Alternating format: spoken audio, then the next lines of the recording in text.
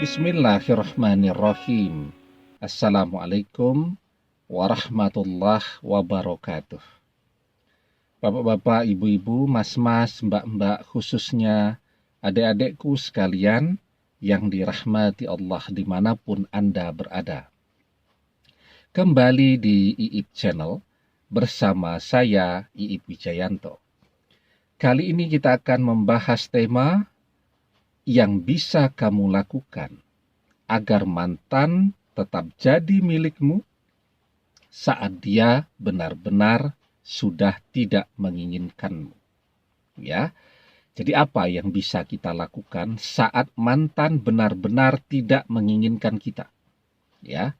Kita pernah membahas ya, tanda-tanda mantan benar-benar sudah tidak menginginkan kita. Kita tambah lagi tandanya. Ya, misal ketika kita datang, mantan selalu menghindar. Atau ketika kita hubungi dengan telepon, mantan langsung ganti nomor telepon. Kita minta untuk kembali, mantan selalu menolak, dan itu terjadi berkali-kali. Dan tidak berhenti di situ. Mantan sekarang mencari pengganti kita, ya. Dan dia sudah menemukan pengganti kita. Dan dia pamerkan pengganti kita itu di media sosialnya. Dia perkenalkan orang ketiga ini kepada keluarganya. Mantan pun pergi ke keluarga orang ketiga. Nah, itu sudah serius banget tuh. Mantan betul-betul sekarang tidak menginginkan kita. Ketika mantan benar-benar sudah tidak menginginkan kita, dan kemudian kita terus memaksa agar dia kembali kepada kita, yang terjadi, ya mantan semakin benci kepada kita, mantan semakin menjauhi kita, ya, dan mantan akan semakin sulit untuk bisa kita dapatkan.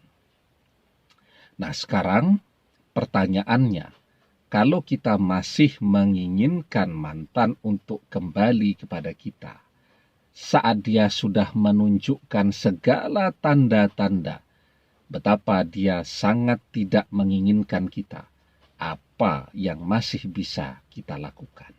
Ya. Nah, sebelum kita bahas lagi lebih jauh apa yang masih bisa kita lakukan, jangan lupa yang belum subscribe untuk memencet tombol subscribe dan menyalakan lonceng notifikasi agar Anda selalu mendapatkan pemberitahuan video-video terbaru dari channel kesayangan kita ini. Dengan subscribe, doa-doa kita selalu terhubung sehingga kita selalu bisa berdoa bersama-sama, ya. Dan jangan lupa subscribe itu gratis ya. Nah, jadi sekarang apa yang masih bisa kita lakukan? Wong mantan sudah memperkenalkan calonnya kepada keluarganya. Mantan juga sudah diperkenalkan ke keluarga orang ketiga ini ya. Dan keluarga orang ketiga dan keluarga mantan juga sudah ketemuan. Itu kan semuanya biasanya orang posting tuh di Instagram ya.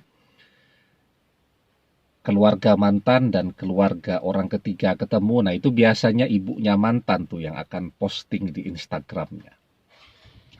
Jadi, apa yang masih bisa kita lakukan?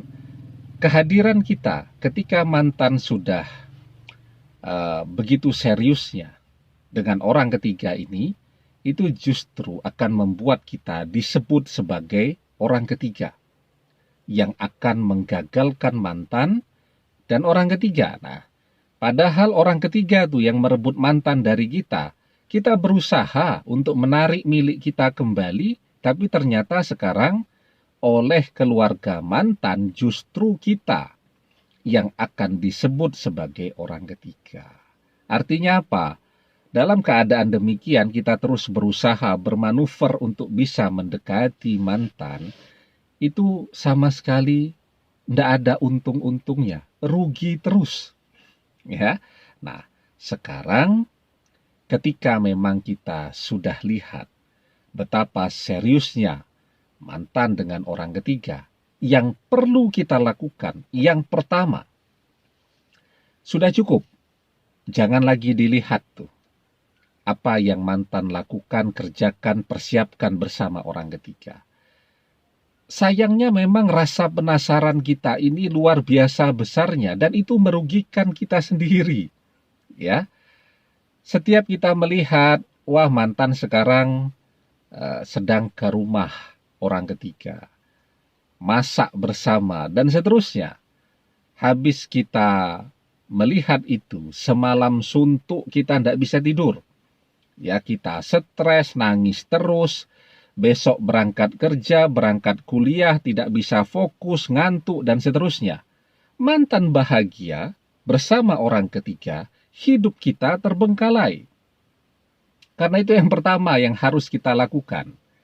Ya, berhenti untuk mencari tahu apa yang mantan posting di media sosialnya. Itu yang paling penting. Hati kita, ya, agar menjadi hati yang sehat, itu butuh dirawat. Kalau kemudian yang kita lakukan terus mengintip Instagramnya mantan, hati kita akan dipenuhi dengan penyakit hati.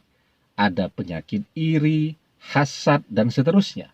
Nah, karena itu, kalau melihat postingan mantan itu membuat kita stres, membuat kita iri, membuat kita jengkel, membuat kita marah, ya, membuat kita jadi tidak fokus, susah tidur, dan seterusnya. Yang harus kita lakukan pertama kali, berhenti mengintip Instagram mantan, orang ketiga, Instagramnya orang tua mantan, saudara-saudaranya, teman-temannya, sahabat-sahabatnya. Agar hati kita itu bisa baik kembali, bisa kondusif lagi untuk menekuni kehidupan kita. Jadi itu yang pertama. Jadi selama kita masih terus ya penasaran dengan apa yang mantan kerjakan dengan orang ketiga, ya, yang rugi diri kita sendiri dan kita tidak akan bisa melakukan apapun untuk bisa membuat mantan kembali kepada kita. Yang kedua, ya, yang harus kita lakukan sekarang, saat memang semua pintu sudah tertutup, satu-satunya yang bisa kita lakukan sekarang, meningkatkan doa. Kuantitas, jumlahnya, kualitas dari doa tadi. Ya, jadi sekarang kita perbanyak berdoa. Apalagi kan mantan mengkhianati kita. Kita berkali-kali nih di channel ini selalu menyampaikan betapa dahsyatnya doa orang yang terzolimi, doa orang yang dikhianati. Mantan mengkhianati kita, maka doa kita jadi mustajab. Apapun yang kita inginkan terjadi dalam kehidupan mantan akan terjadi. Ya, dakwatul mazlumi mustajabah wa in kana fajiron fafujuruhu ala nafsih. Doa orang yang terzolimi itu mustajab, terkabul, meski yang berdoa orang yang fajir. Jadi orang yang fajir itu orang yang gemar maksiat. Karena kefajiran yang ia lakukan, ia tanggung dosanya sendiri di akhirat nanti. Ya, nah jadi itu orang yang gemar maksiat, malas ibadah. Dia terzolimi, doanya terkabul. Apalagi kita yang rajin ibadah. Kita mau berdoa, kita tingkatkan doa-doa kita. Kuantitas dan kualitasnya. Maka apapun yang menjadi doa kita itu akan kejadian. Dengan kehidupan mantan. Kita pengen dia balik, ada saja jalannya dia gagal dengan orang ketiga untuk kembali kepada kita lagi. Nah, tapi yang ketiga, saat berdoa itu kita harus yakin bahwa doa ini akan kejadian. Doa ini akan terkabul. Ya, ud'ullaha wa antum muqinuna bil ijabah wa'lamu annallaha la yastajibu du'a min qalbin ghafilin lahin. Berdoalah dalam keadaan yakin bahwa doa terkabul dan ketahuilah Allah tidak mengabulkan doa dari hati yang lalai lagi berpaling. Ya. Nah, Selanjutnya, mantan agar bisa lancar nih perjalanannya dengan orang ketiga. Mereka berdoa. Orang tuanya juga mendoakan. Calon mertuanya, orang tuanya orang ketiga juga mendoakan. Karena itu jangan berdoa sendiri. Kita minta bantu doa. Bantuan doa dari siapa yang paling kita butuhkan? Bantuan doa dari orang tua kita. Karena doa orang tua kepada anaknya adalah doa yang terkabul. Ya, kalau doa kita dan doa orang tua kita selaras, seiring sejalan, maka insya Allah doa kita akan terkabul.